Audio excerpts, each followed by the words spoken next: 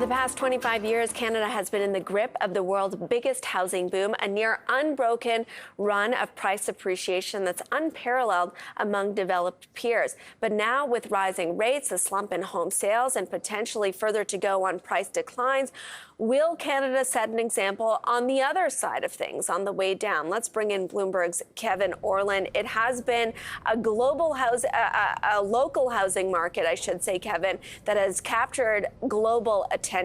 What are you watching for?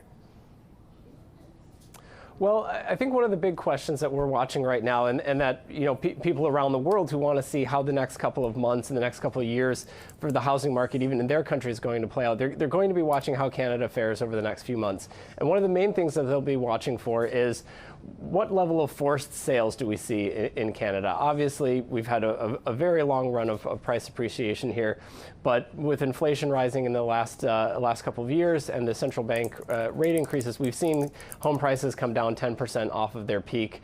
That's the kind of thing that investors will say is sort of a normal course correction. But the threat is that those rising rates will force people to sell their homes, and that could sort of kick off a self-perpetuating cycle of price declines that gets a little bit more severe.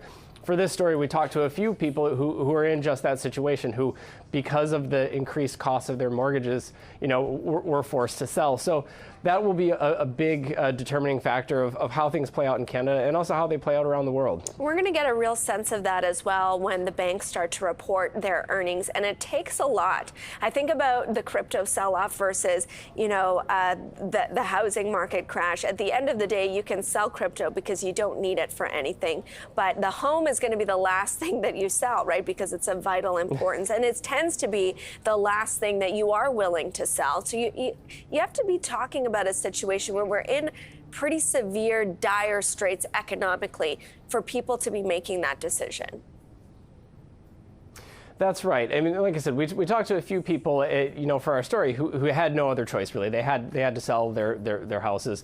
One was, a person who bought a condo as an investment, and their mortgage costs went up way beyond what they were, generating in rent, so they were forced to sell. Another was someone who, had to take on a couple of extra mortgages during the pandemic to make ends meet, and then when the price on all of those went up, they were forced to sell. How widespread that is will be a big factor, and so far, we've seen the banks have, record low and even decreasing levels of impaired loans. Last quarter, the loans that people weren't paying ticked down to, the lowest that they've seen in years. So we haven't seen that phenomenon yet. You're right that the mortgage will be the last thing that people stop paying. But the flip side of that is, people do have the option to try to sell if they can to offload some of those costs. So we'll have to see how that plays out. And, the next month should show how that plays out. I mean, we've got about $260 billion of mortgages that were set at a 1.5% rate, and those rates are up to 5% now.